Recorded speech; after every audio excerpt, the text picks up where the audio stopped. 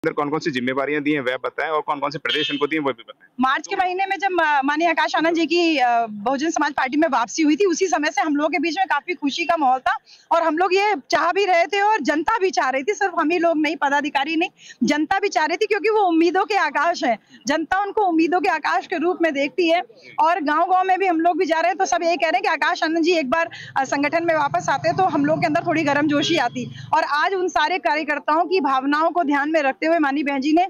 जो 3 राष्ट्रीय कोऑर्डिनेटर हैं, माननीय रामजी गौतम जी जो कि राज्यसभा सांसद हैं,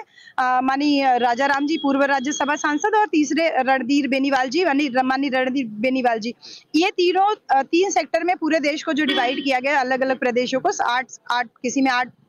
राज्य हैं, किसी में 7 राज्य, तो इन 3 कोऑर्डिनेटर्स के अलावा एक मुख्य राष्ट्रीय कोऑर्डिनेटर बनाया गया माननीय आकाश आनंद जी को, जो कि ये तीनों कोऑर्डिनेटर्स जो 3 सेक्टर की जो अलग-अलग मीटिंग्स कर रहे हैं, उनकी समीक्षा करने का काम करेंगे। तो एक तरीके से एक चेक एंड बैलेंस का काम माननीय बहन जी ने जो आज किया है, इससे निश्चित रूप से कार्यकर्ताओं में तो जोश आया ही आया है, लेकिन एक नई उमंग भी आई है कि आकाश आनंद जी युवा हैं और जिस तरीके से तेज-तर्रार तेवर के साथ में उन्होंने चुनाव में अपना प्रदर्शन किया और चुनाव में जो आकाश आनंद का जादू चल पाएगा? बिल्कुल चलेगा, 100% चलेगा, 200% चलेगा। बस माननीय बहन जी ने बता भी दिया है कि हर मीटिंग में वो आकाश आनंद जी मौजूद रहेंगे और इसके साथ ही साथ जो भी जो आगे रैलियों का कार्यक्रम होगा, चाहे बिहार में आने वाला चुनाव है उसमें, तो आकाश आनंद जी हर रैली को माननीय आकाश आनंद जी हर रैली को भी संबोधित करेंगे और समीक्षा करने के लिए प्रत्येक राज्यों में अपना 2-2, 3-3 दिन अपने हिसाब से समय डिवाइड करके वो जाएंगे। तो उत्तर प्रदेश किसको दिया है मैंने?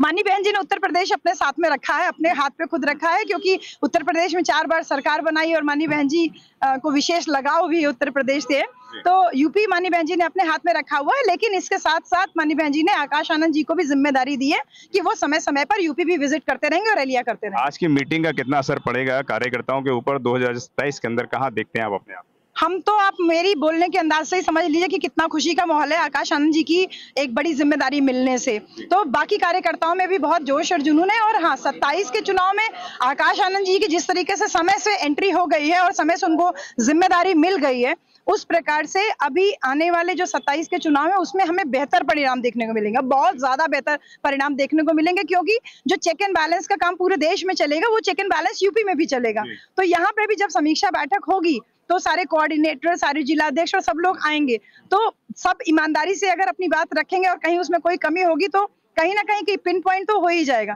तो जो उस कमी होगी उसको दूर कर लिया जाएगा, समय रहते तो 27 में सरकार बनाने समय कोई रोक नहीं। समाजवादी, कांग्रेस, बीजेपी अभी अपने बस्तों को नहीं संभाल पाई और बहन जी ने बस्तों की तैयारी भी करवा दी है, यानी कि यूथ और बूथ दोनों तैयार कर दिए हैं। तो क्या लग रहा है कि बड़ी तैयारी है बहन जी की इस बार? जी बिल्कुल, बहुत बड़ी तैयारी है। माननीय बहन जी ने पहले ही बोला है कि सब जो भी अपनी रैलियां हैं या जो सामाजिक कार्यक्रम है या जो बहुजन महापुरुषों की जो जयंतियां हैं या परिनिर्वाण दिवस है, इन सब कार्यक्रमों में अपने परिवार की महिलाओं को और अपने यूथ को जरूर लेके आइए, अपने बच्चों को लेके जाइए, जिससे हमारे यूथ का कैडर वो ऑटोमेटिक तैयार होगा। तो अलग से उनको टीच करने की, उनको एक जो लेसन देने की जरूरत नहीं पड़ेगी और बूथ के लेवल पे जब हमारा कार्यकर्ता तैयार होगा, हमारा यूथ तैयार होगा, तो इसके परिणाम तो आपको 27 में बेहतर मिलेंगे ही मिलेंगे। तो बहन जी ने पूरी तैयारी के साथ में हम लोगों के अंदर जो आज जोश भरा है, हम पूरे दमखम से कल से ही फिर से फील्ड में जो है जा करके माननीय बहन जी का संदेश जनता कल का तो मुझे पता नहीं, लेकिन आज आप बड़े जोश में नजर आ रहे हैं। बिल्कुल बिल्कुल, मुझे तो स्पेशली बहुत खुशी थी और हम लोग मिल करके माननीय आकाश आनंद जी को बधाई भी दे करके आए और ये भी उम्मीद किए हैं कि आने वाला समय और आने वाला फ्यूचर जो है वो बेहतर होगा। उम्मीदों का आकाश निश्चित रूप से नई उम्मीदें जगा तो दिया है, लेकिन नई उम्मीदों को जो है वो खरा भी उतरेगा। एक आखिरी सवाल मैं आपसे जरूर रखना चाहूंगा। बहन जी ने 4 बार के शासनकाल के अंदर उन्होंने बेहतर शिक्षा दी है, बेहतर चिकित्सा दी है, आवास विकास योजनाएं दी हैं, लाखों नौकरियां दी हैं, लेकिन बहन जी अब सरकार में आती है तो अब क्या देने वाली हैं तमाम देश के लोगों को? देखिए माननीय बहन जी कहती नहीं है, उनका काम बोलता है। माननीय बहन जी ने जो भी खाका खींचा वो अगले 15 साल तक का था। जो सरकारें आज कर पा रही है माननीय बहन जी के समय की सारी योजनाएं हैं, तो सरकार अपना तो नया कुछ कर ही नहीं पा रही है ना। माननीय बहन जी कितनी उनकी कॉपी भी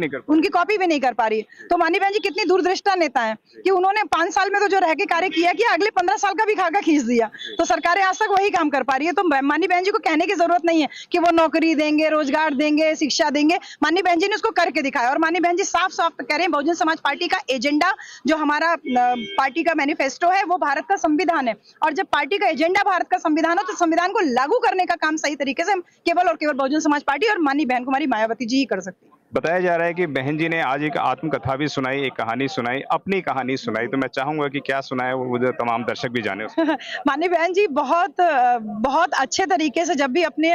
बचपन की बातें बताती हैं तो ऐसा लगता है कि वो अपने बचपन में खुद ही लौट गई हैं। और जो उनका बोलने का वो तरीका होता है तो वो ऐसा लगता है कि इतना कनेक्टिंग होता है लोगों से, ऐसा लग रहा है कि वो हमारे ऊपर भी बीत रहा है। तो माननीय बहन जी ने बताया कि जब वो 2-3 कक्षा में पढ़ती थी तो उनके पिताजी हर बाबा साहब की जयंती पे 14 अप्रैल के दिन उन पूरे परिवार को नया कपड़ा सिलवाते थे और जुलूस में लेके जाते थे जहाँ उनके घर के पास निकलता था। तो उस जुलूस में ये भी जाती थी। तो जब थोड़ी-सी बड़ी हुई, 7वीं 8वीं क्लास में पहुँची तो उन्होंने एक दिन पापा से पूछा कि पापा ये बाबा साहब ने आखिर ऐसा क्या किया तो हर साल नए कपड़े भी मिलते हैं और हम लोग को जुलूस और जयंती भी लेके चलते हो, सब इतना जिंदाबाद जिंदाबाद के नारे लगाते हैं। तो उनके पिताजी ने उनको तमाम बातें जो बताई कि बाबा साहब ने बहुत सारा कार्य किया, संविधान लिखा, उनकी वजह से आज आपको नौकरी मिल पाई। तो ऐसा उनके पिताजी ने जब बताया तो और भी जो पूरे देश को संविधान दिया जिससे कि देश अच्छे से चल पा रहा है। तो माननीय बहन जी क्योंकि छोटी थी तो अपने वही एक तरीके से कह लीजिए बचपने में लौटते हुए उन्होंने इस तरीके से बोला कि हमने पापा से पूछा कि तो पापा क्या मैं भी अगर जनता के हित के लिए काम करूंगी तो क्या मेरी भी लोग जयंती मनाएंगे, मेरे भी जिंदाबाद के नारे लोग लगाएंगे? तो पापा ने कहा हाँ। तो कह रहे मैंने पूछा पापा से तो उसके लिए मुझे क्या करना होगा? तो उन्होंने बोला तुमको पढ़ लिख के डीएम कलेक्टर बनना पड़ेगा। तो बोले डीएम कलेक्टर बनने के लिए क्या पढ़ना होगा? तो बोले तुमको पहले कम से कम ग्रेजुएशन करना होगा। तो 8वीं कक्षा में थी तो उस समय दिल्ली विश्वविद्यालय में ऐसा प्रोविजन भी था, दिल्ली के और भी प्रदेशों में था कि 8वीं में भी बोर्ड की परीक्षा होती थी। तो माननीय बहन जी ने 8वीं कक्षा वही बोर्ड की परीक्षा के साथ पास किया। तो 9वीं 10वीं और 11वीं 12वीं 4 परीक्षा माननीय बहन जी ने खूब मेहनत से पढ़ा और उन्होंने एक ही साल में ये तीनों परीक्षाएं पास किया, चारों परीक्षाएं पास किया। जब पास करके फिर उन्होंने कालिंदी कॉलेज में एडमिशन ले लिया। ये माननीय बहन जी अपने जीवन का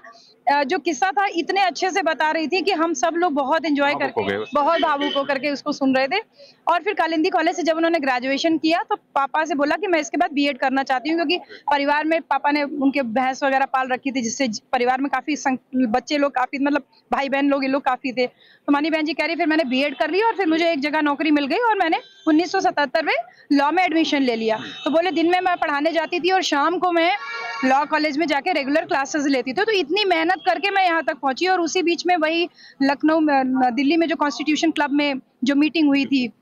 जाति तोड़ो आंदोलन जाति तोड़ो मंडल के द्वारा उसमें मानी बहन जी को भी एज अ स्पीकर बुलाया गया क्योंकि डिबेट्स में भी जाती थी और स्कूल कॉलेजेस में जो जयंती के प्रोग्राम्स होते थे उसमें बहुत अच्छे से बाबा साहब के बारे में बताती थी। तो बोलने में जो उनकी तेजी थी उसकी वजह से उस मीटिंग में भी मानी बहन जी को बुलाया गया। उस मीटिंग में जो मानी बहन जी ने कहा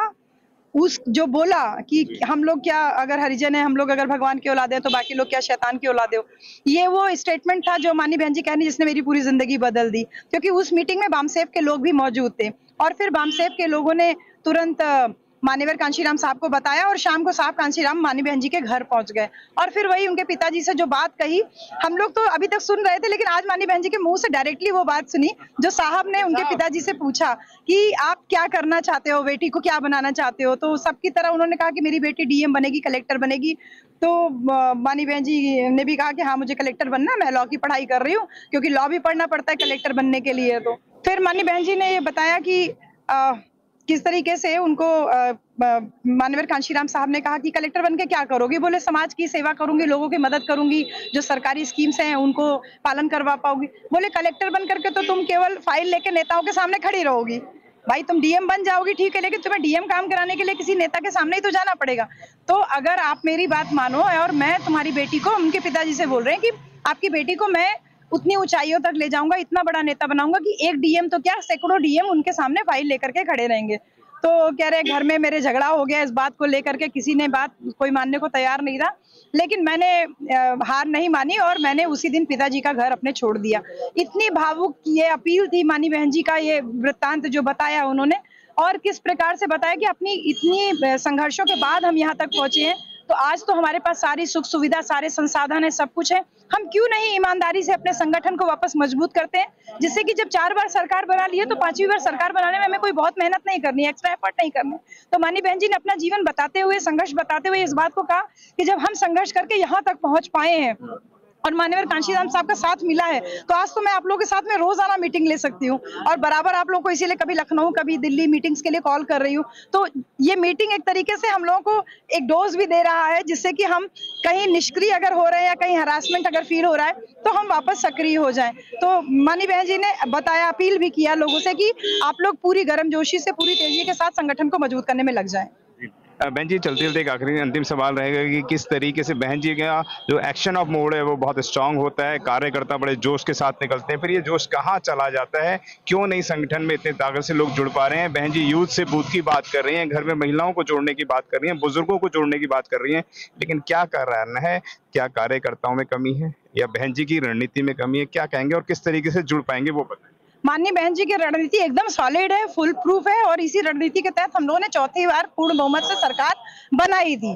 कुछ कमी पार्ट पे संगठन के लेवल पे हो जाती है कि कई बार कार्यकर्ता कुछ चीजों को नहीं समझ पाते या सही तरीके से वो बातें जनता तक नहीं पहुंचा पाते हैं। तो माननीय बहन जी इसीलिए बराबर मीटिंग करके ये बातें निर्देशित कर रही हैं और इस बार माननीय बहन जी जो बातें जनता के बीच में हो रही है वो माननीय बहन जी तक वैसे वैसे पहुंच रही है, एकदम रॉ फॉर्म में पहुंच रही है और इसीलिए एक एक बात का संज्ञान लेते हुए एक एक व्यक्ति का नाम लेते हुए बता रहे हैं कि तुम्हारे जिले में देखो ऐसा हो रहा है, तुम्हारे जिले में ऐसा हो रहा है। तो अगर इतना कह देंगे तो ऑब्वियसली कार्यकर्ता सतर्क हो जाएगा। तो हम तो बहुत मतलब बहुत प्लानिंग के साथ में माननीय बहन जी